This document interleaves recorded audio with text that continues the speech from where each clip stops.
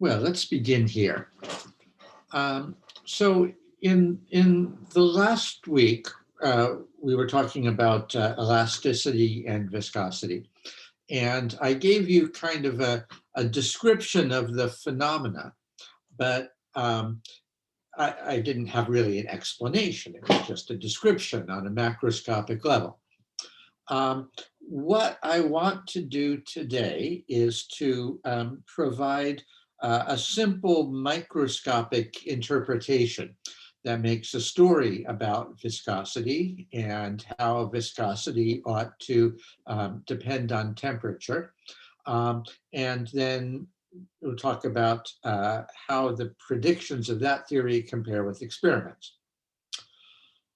All right, so the idea of this microscopic story is what's shown in the picture here. Right? So here, I imagine that in material, there is a test atom that's in blue here, which is surrounded by a cage of its neighbors.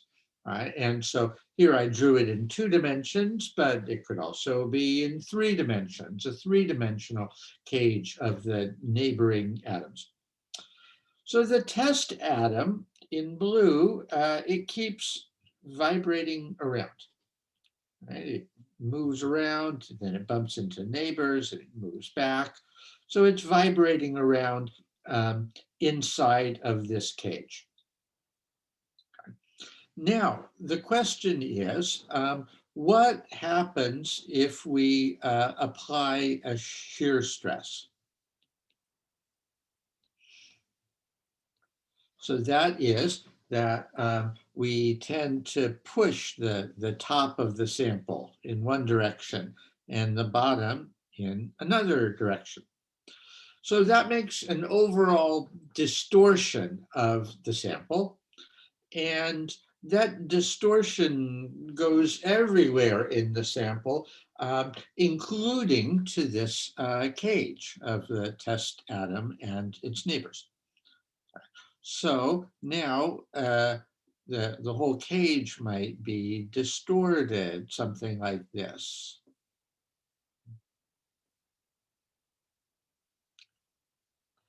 Something like that. That's not such a great picture, is it? Let's try again. It's distorted to something like that, okay? So the whole cage shows some kind of shear strain. Okay, so let's try to make some estimate. Okay, so we could say, suppose there is a shear modulus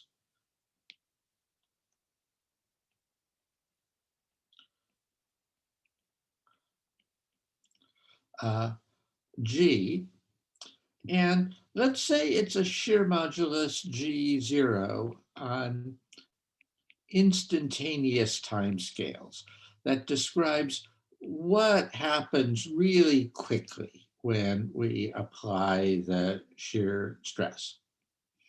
Right? So in this case, if we apply a shear stress of sigma, we get a shear strain, which is E, which is the sigma divided by G0. That's simple enough. Okay. Now, here we can talk about the distinction between a solid and a liquid. Okay. In a solid, if we continue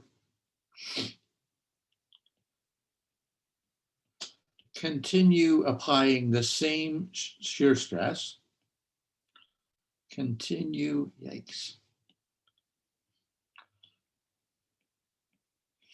applying sigma, then we keep the strain E sigma over G0, and nothing more happens until we release the shear stress. Okay, so, but then if we release the shear stress, then the material returns to its original state.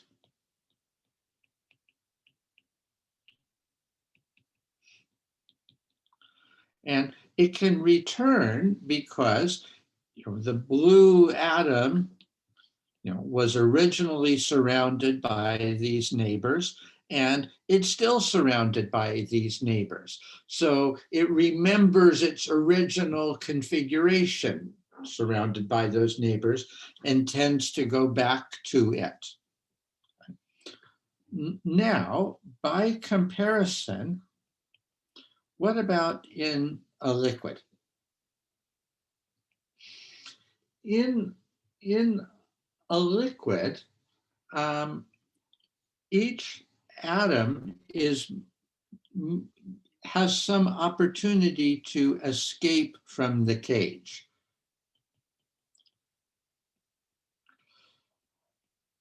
That is, the atoms are vibrating around. We looked at this guy vibrating around. Sometimes he gets out of the cage and goes to find some new neighbors over here. Okay? And we saw that when I showed you the simulation videos from Alexander Donev a few days ago, that the cages are only temporary. So the atom can escape from the cage, and there's a characteristic time scale. There is a characteristic scale called the relaxation time.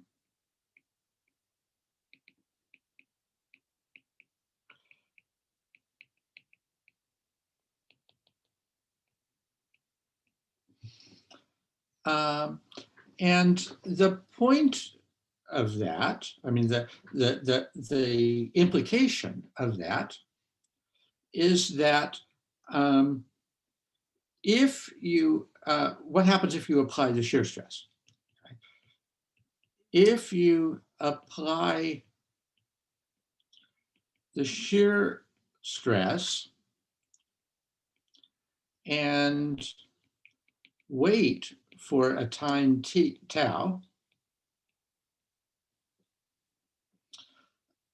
then we get a strain E, that's the sigma over G0, but then the atom is surrounded by new neighbors, right? That after this time tau, the atom is surrounded by new neighbors. It's in a new cage, and that means it has no reason to go back to the old neighbors.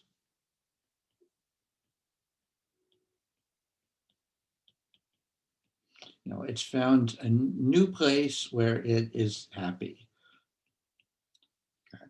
So that means that we can say, what happens if you release the stress? What happens if you keep the stress, right? So if you release the stress after a time tau, then there is a permanent deformation. The material's not going back to the way it was before.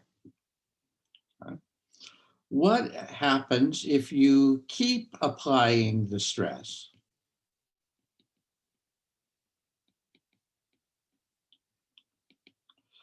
Well, if you keep applying the stress for a long time, greater than tau, then for each time tau, you get a strain E, that's the, the stress over G0. But if you apply for another time tau, you get the strain again, that the atom escapes from the new cage and finds yet another cage. Okay, so if you wait for another time tau, you get another strain of sigma over G0. Okay, so that means that you get a strain that is proportional to the time. Okay? So then the total strain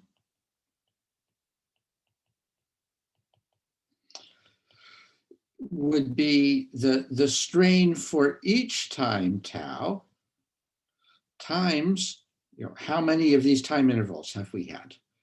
And T over tau is the number of such time intervals that have passed.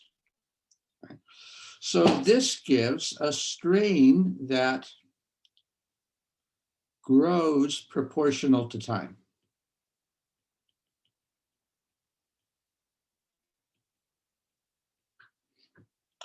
Or equivalently, it gives a strain rate,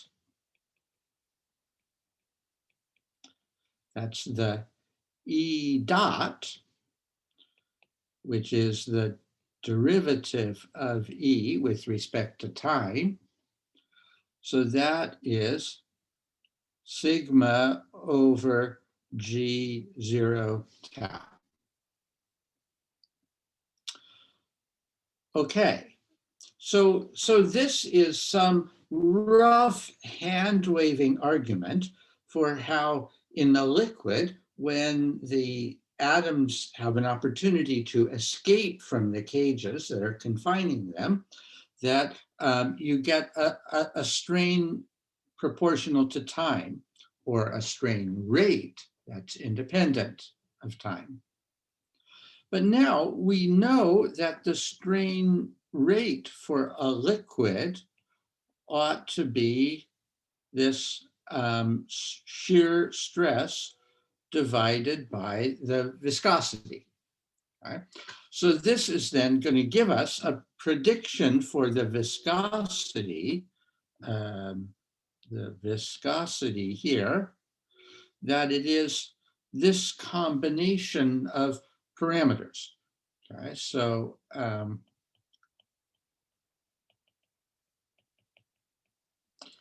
prediction for the viscosity would be that eta is this instantaneous shear modulus times the relaxation time tau. Now you remember that back when, in the last class, when I was just introducing these concepts, we talked about units, right? And he said the units of viscosity are Pascal seconds, right? And the units of shear modulus are just pascals. And the time tau, of course, is in seconds, right? So this equation has a consistent set of units. That's good. You better have a consistent set of units. And it's saying that for the Pascal seconds in the viscosity, you can interpret it as some number of pascals times some number of seconds. That the time involved is this relaxation time. So that tells us that in a solid, we have tau goes to infinity, right? That it takes an infinite amount of time for the atoms to escape from the cages. And so that makes an infinite viscosity for the solid. The solid has a shear modulus instead. Right? For a viscous liquid like honey, right, we have tau is something large. For water, tau is something short. Now, one reason why this is important is that it leads us to think about how do the parameters here depend on temperature. So suppose we want to think about that, right? So the dependence on temperature.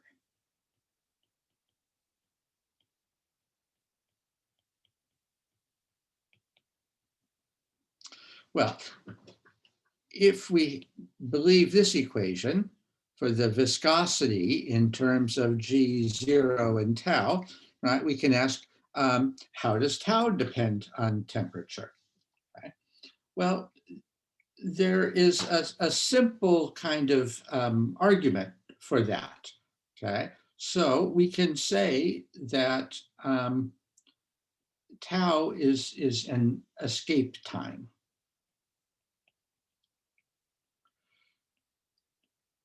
That is, how many seconds per escape, right? So the reciprocal 1 over tau is an escape rate, right? The number of escapes per second.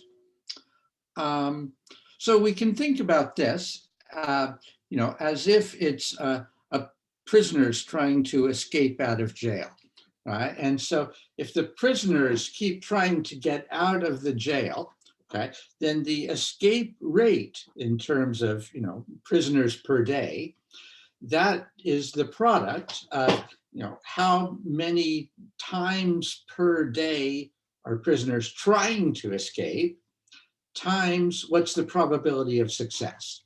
Right? So it would be the same kind of thing here, right? People write it as the attempt frequency,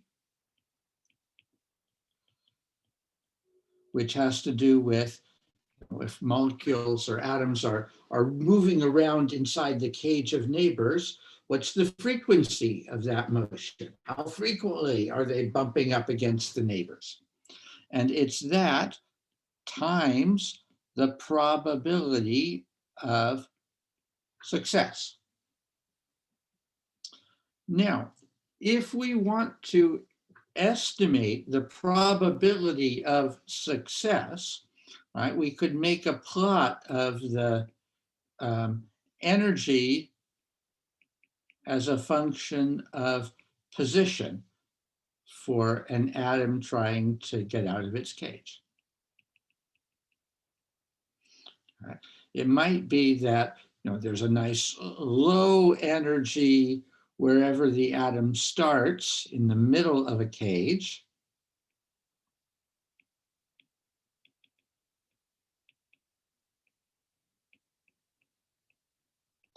And then it goes up because the atom has to be pushing against the neighboring atoms.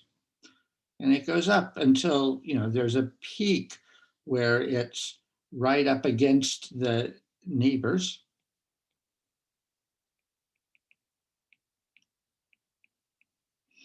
And then it goes back down again. We can get out. So there's some barrier height that it has to get over.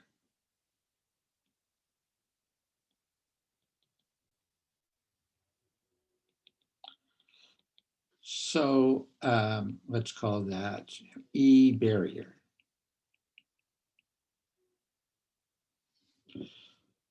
So if we wanted to estimate the probability of success, we could say, well, it's the probability that there can be some thermal fluctuation that takes the atom all the way up to this high energy barrier that it needs to get over.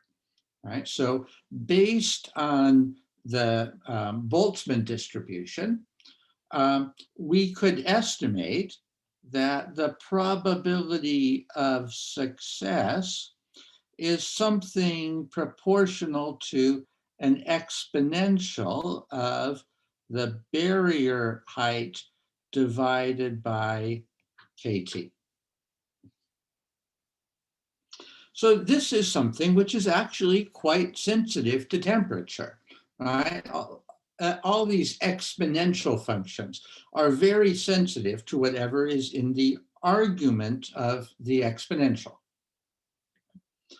So if we take this equation and we put it into here for the escape rate, and we put that into here for the viscosity, right, then we could get a prediction for the viscosity as a function of temperature.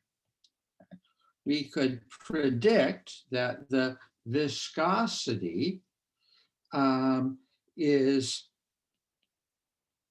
G0 tau, which is G0 times 1 over this combination, the attempt frequency times the exponential of minus E barrier over kT. Right? Or we could say it is G0 over the attempt frequency times this exponential of positive E barrier over kT. So this is a prediction for the viscosity as a function of temperature. Now, of course, hang on just a second. Of course, perhaps what you might be thinking is that these other parameters might also depend on temperature, right? That these things can all depend weakly on temperature.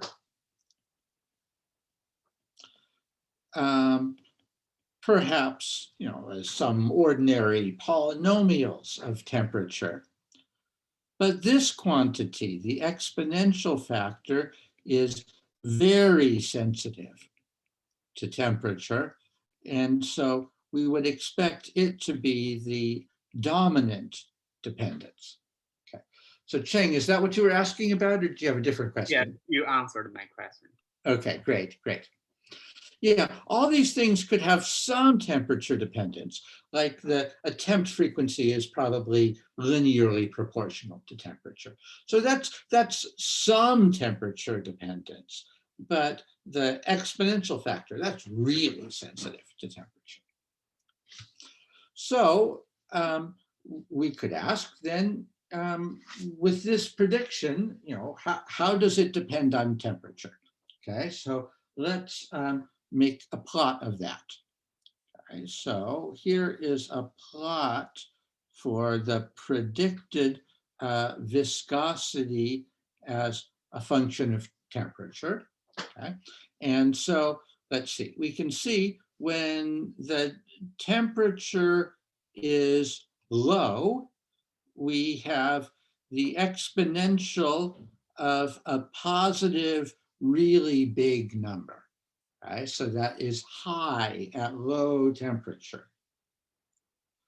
And when the temperature is high, we have the exponential of something that is close to zero, so not so big. Okay, so this makes a function which drops off with temperature. And it drops off really steeply, maybe even more steeply than I drew it in this picture. Um, so this is not crazy, right? This is actually kind of reasonable, that we know that if we heat up a fluid, the viscosity goes down, and it flows more easily. So if you want to pour honey, right, maybe you would heat it up and then you can pour it more easily, right? And by comparison, when a material cools down, then it becomes much more viscous.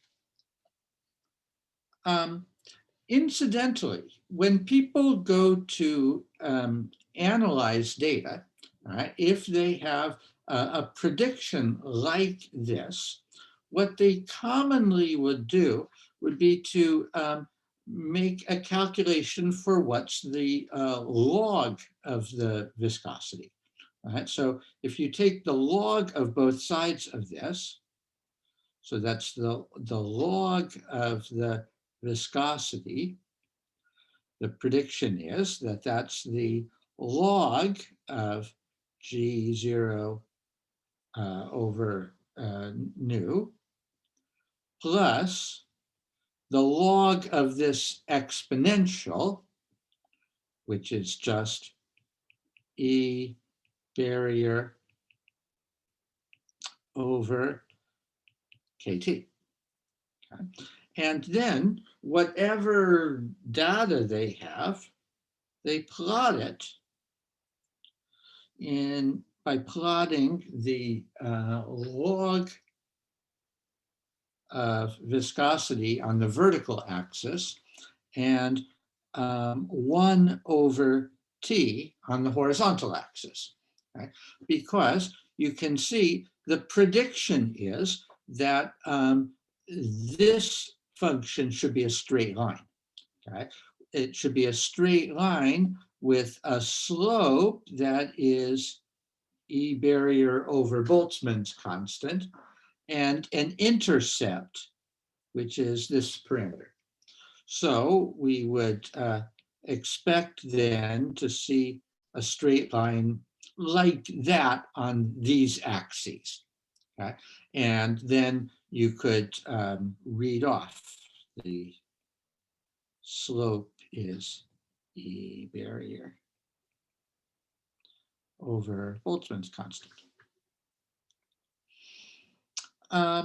Okay, so that is the prediction, and the word for this kind of behavior is Arrhenius behavior. And let me see if I can spell that right. Arrhenius.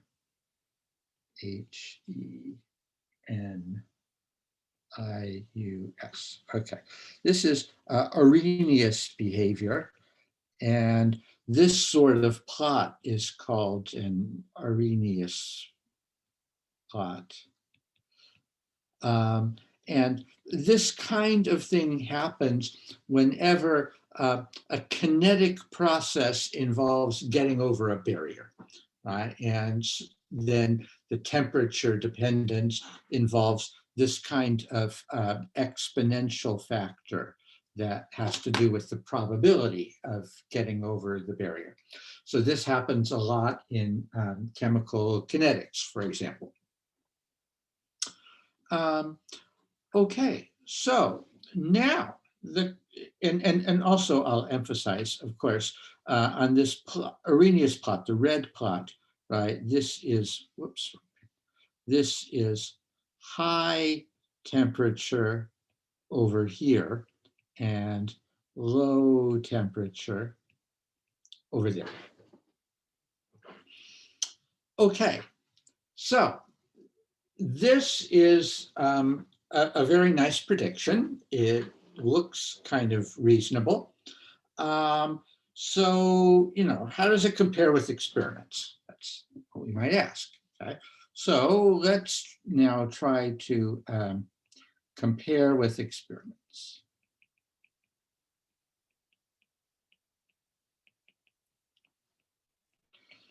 And in particular, the kind of experiments that I want to think about are experiments on cooling a liquid. Okay, so we begin at high temperature.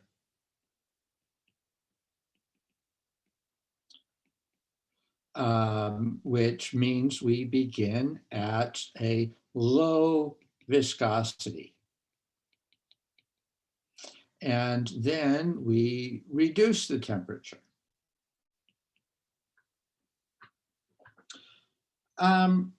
It turns out that the experimental results depend a lot on how rapidly we reduce the temperature.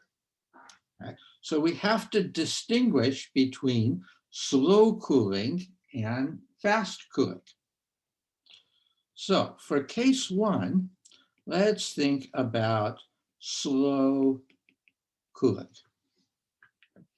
So we are going to be looking on a plot like this for the log of the viscosity versus 1 over temperature. So we start reducing the temperature. So we're increasing 1/T. So we get a series of data points like this, say. Okay, so that's approximately in a straight line. Okay. And then as we keep cooling, we reach the freezing temperature. Okay. So we keep cooling and we reach the temperature where the liquid freezes into a crystal.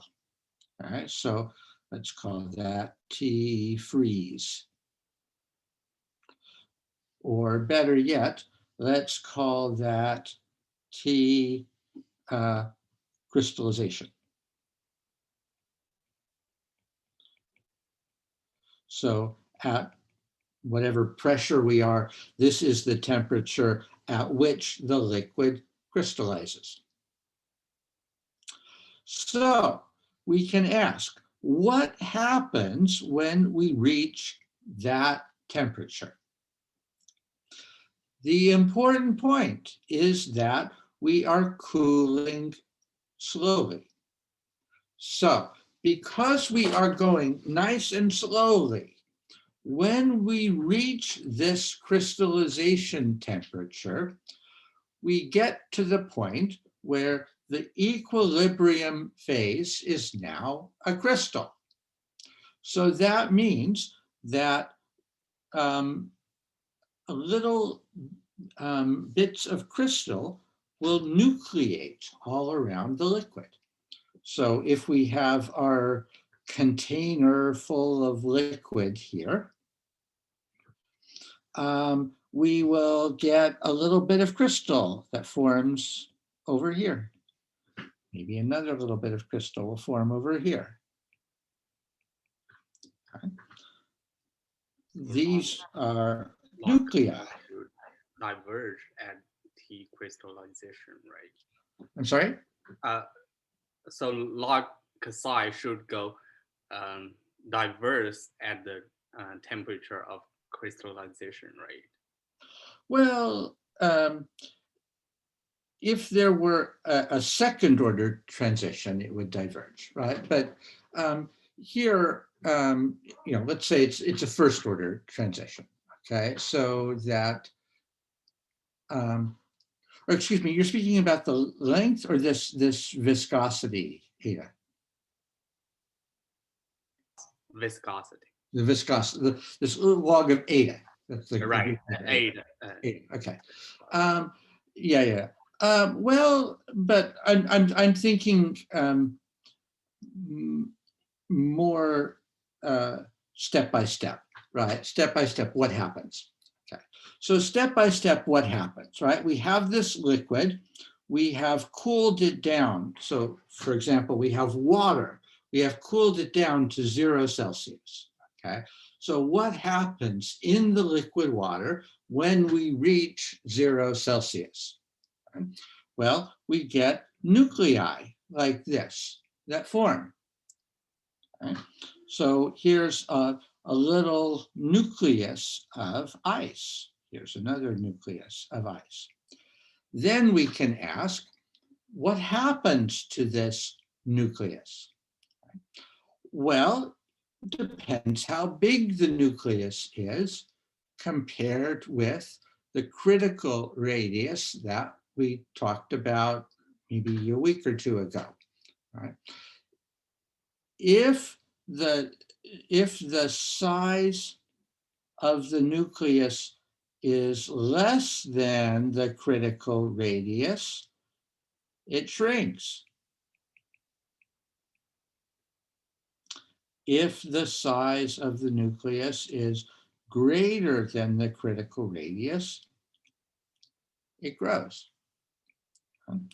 So we have to wait until a nucleus forms that is bigger than the critical radius, right? A small, there probably will be lots of nuclei. Most of them will be small. Most of them will shrink away. But every now and then there'll be a big nucleus, and then it'll grow and grow and grow. And maybe another one will grow also. And eventually they will take over the sample. So as we wait, if we wait long enough, they will eventually take over the sample. And so if we wait long enough, then the entire sample will be converted to the crystal.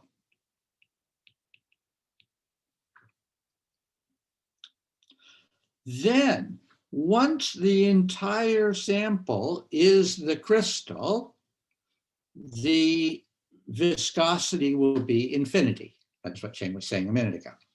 Okay? So this takes some time, right? There are steps here that take time.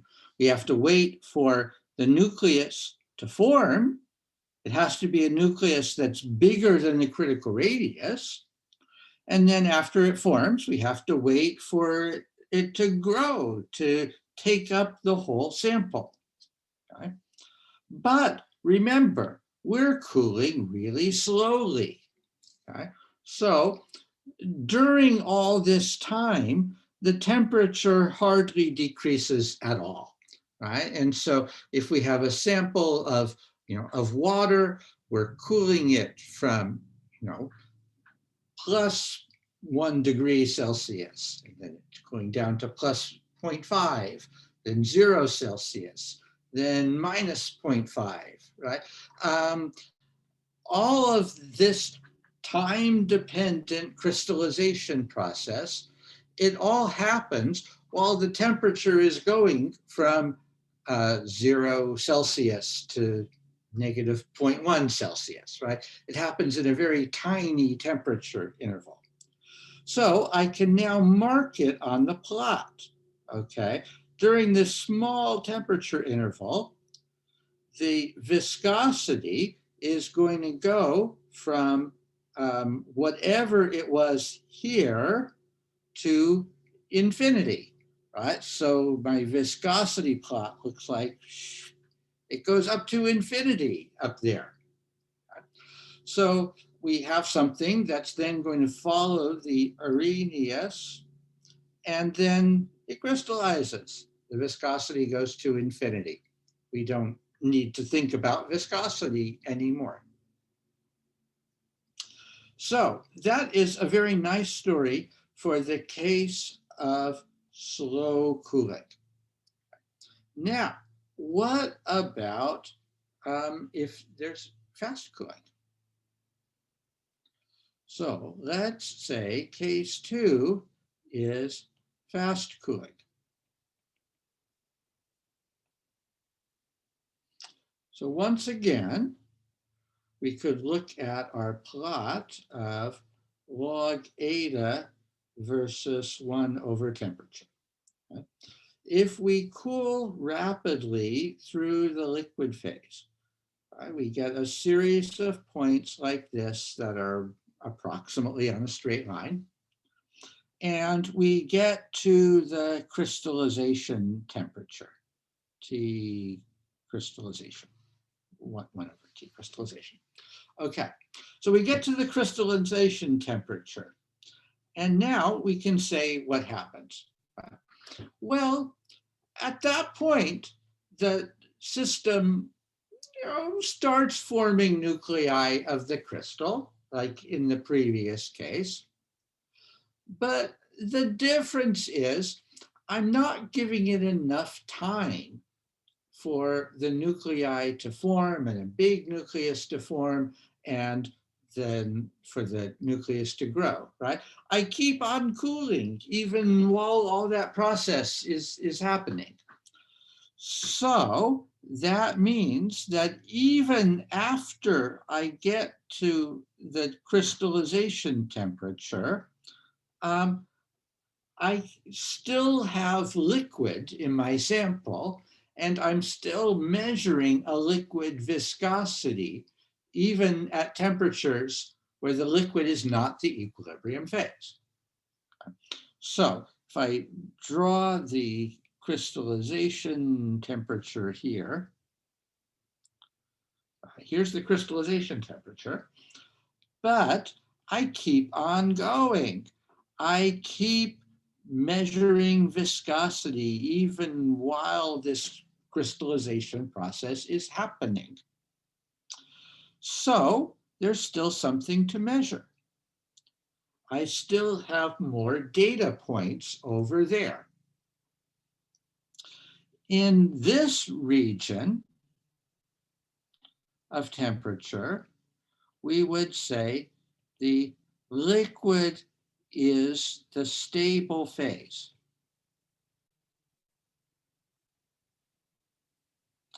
In this region over here, the liquid is a metastable phase. It's not the stable phase. The stable phase is the crystal. Right? People sometimes refer to this as a supercooled liquid. That is, a liquid which has been cooled below its equilibrium crystallization point, like water below 0 Celsius. I can still measure the viscosity of it. The viscosity still is going up. Now, suppose I keep going and I can ask, we have this nice Arrhenius prediction that the viscosity should be a straight line, okay? So will the data points continue to be a straight line even as I go to lower and lower temperatures in the supercooled liquid? And the answer is, surprisingly, that the viscosity goes up even faster than you would think. Right? It doesn't just follow the straight line, but instead, it really gets bigger and bigger like this. It curves upwards like this. So it starts off sort of straight, but then it goes upwards, even as a stronger function of temperature than you would expect from this Arrhenius behavior. Okay? And the word for what it does is called the Vogel-Fulcher law. which is that the viscosity is some constant. Whoops. It is the viscosity as a function of temperature is some constant times an exponential of a constant over b over t minus t0. So it looks like the viscosity is diverging, not at 0 degrees Kelvin, but at some non-zero temperature T0. So it looks as if we, on this plot, we are on the way to diverging at a temperature T equals T0. Right? Looks like if we are extrapolating down to T equals 0, we think the viscosity is going to go to 0. Excuse me, the viscosity is going to go to infinity when we reach this T0. Now, you might think, this is weird. How can the viscosity go to infinity? And what happens if you go even beyond that? Okay. And the answer is, before you even reach the point where you get to T0, before you reach T0,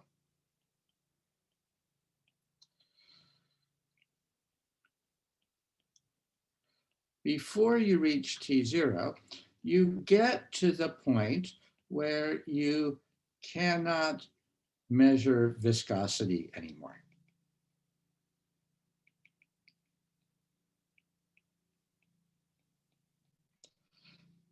And why not? Well, because, you have, in a viscosity experiment, you have to wait for the liquid to flow a certain amount, right? Maybe you have to wait for something to flow by a millimeter, right?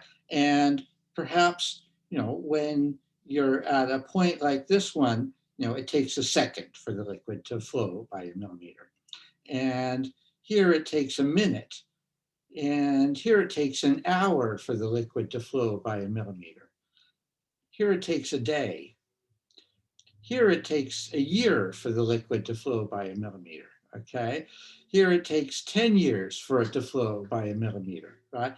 Somewhere it takes 1,000,000 years for the liquid to flow by a millimeter, right? At some point, you get to the stage where you cannot actually observe the flow during the time scale of a feasible experiment, right? If you're not willing to spend more than a year doing the experiment, then maybe at some point you can't see any more flow anymore. So you think, wow, the viscosity is really big, but I can't measure it anymore. The experiment would take 1,000,000 years if I wanted to measure it. That point where you cannot measure the viscosity anymore, that is called the glass transition.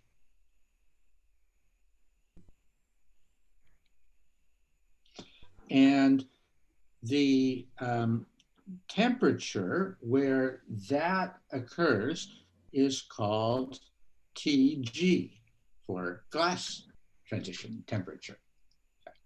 So that is at a temperature which is a little bit higher than T0. It's a little bit higher because this is the temperature where you can't do the experiment anymore. And that happens when the viscosity is some big number, whereas T0 is where the viscosity would go to infinity if you could do the experiment. Excuse me. How to define TG? I can't hear, I'm sorry. How to define TG, the temperature of gas transition? Well, there is a conventional definition, okay?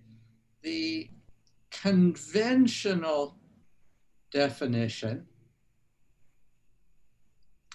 is that Tg is the temperature at which eta of T is equal to 10 to the 12th Pascal seconds. Because, well, that's sort of the limit of what people can measure in ordinary experiments. However, because the dependence is so very steep, right, that it looks like it's diverging, and this is just on a logarithmic scale, right, that the actual viscosity is the exponential of this thing. So it's the exponential of something that looks like it's going to infinity, right? And so the viscosity is increasing as an extremely sharp function of temperature. And so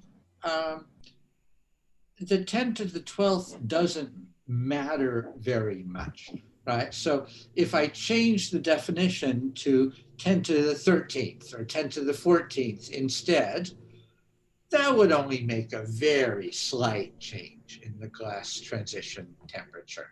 That is, there would be some very slightly lower glass transition temperature. So even though the conventional definition sounds kind of arbitrary, in practice, it's not very arbitrary. In practice, the glass transition temperature is pretty well defined. So what happens when you go to a temperature below the glass transition? So below Tg, that is, for temperatures less than Tg, we would say that the material is a glass. Or another word for a glass is an amorphous solid or a non-crystalline solid.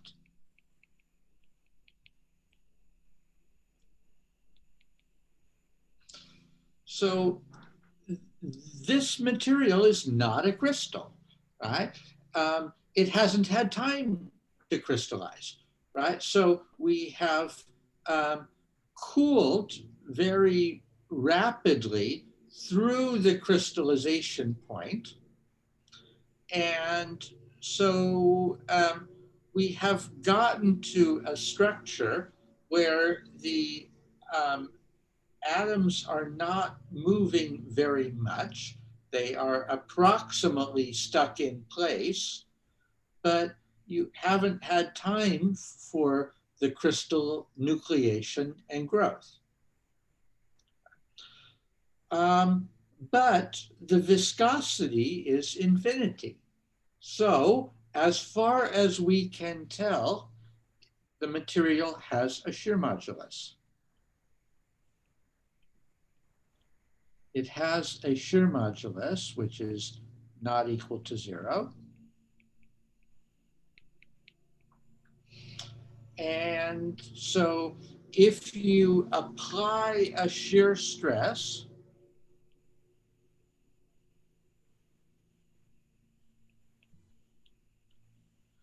you get a shear strain.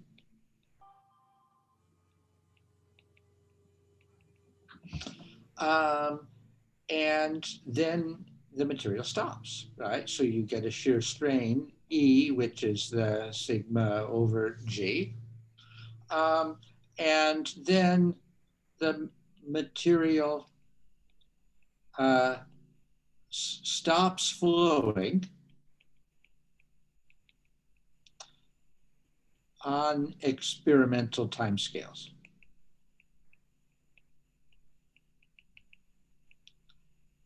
So if I try to hold it in my hand, right, it will not flow between my fingers in the time that I am willing to wait, right? And so maybe if I waited a million years, it would flow a little bit between my fingers, but I'm not willing to wait a million years.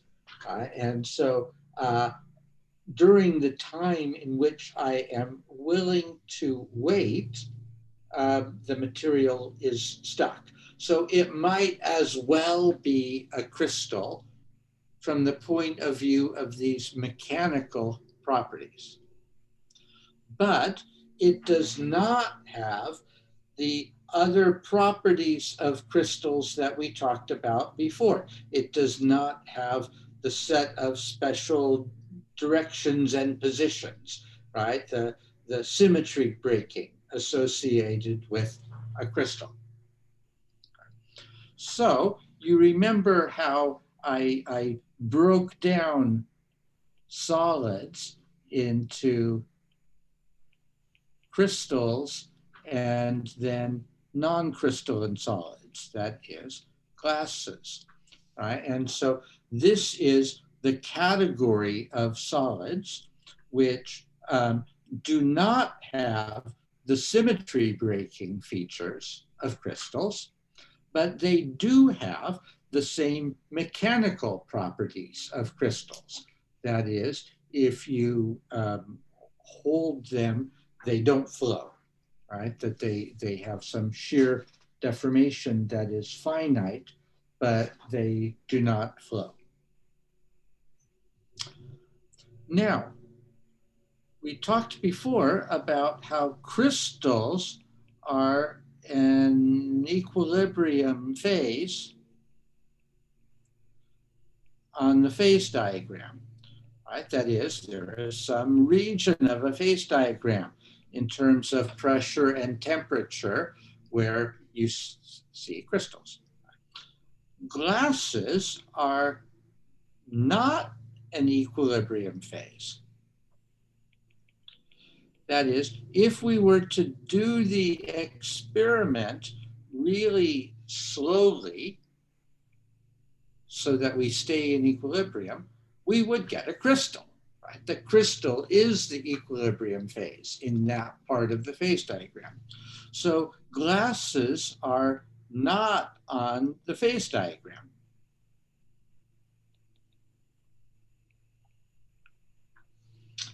But still they form.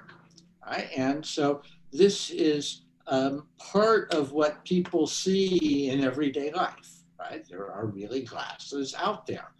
Um, and so this is part of characterizing what are the states of matter that people encounter in everyday life. And so people do encounter the glass transition and they encounter glasses. And so this is part of everyday life and it's part of materials research. One modern word that you often see now in studies of the glass transition, it's part of a general subject which is called jamming. This is a relatively modern concept in physics research over the last 20 years or so. And the jamming is the study of materials that get stuck in some configuration, even if that's not the case in thermal equilibrium, but it's just a kinetic um, um, sticking process. And so that might apply to things like traffic jams, right? You don't see so much in Kent, Ohio, but if any of you have ever been to a big city, right? You know, in big cities, sometimes, you know, when there are so many cars on the road, you get to a situation where cars can't move because they're all blocking each other. So this is part of that same kind of phenomenon. And so this is a subject that a lot of people work on both theoretically and experimentally, and you might come across in your PhD research. Okay, I've gone overtime here. I am sorry about that. So I will stop talking and I'll be glad to answer any questions. And then we will continue on with a new math topic on Wednesday. Thanks.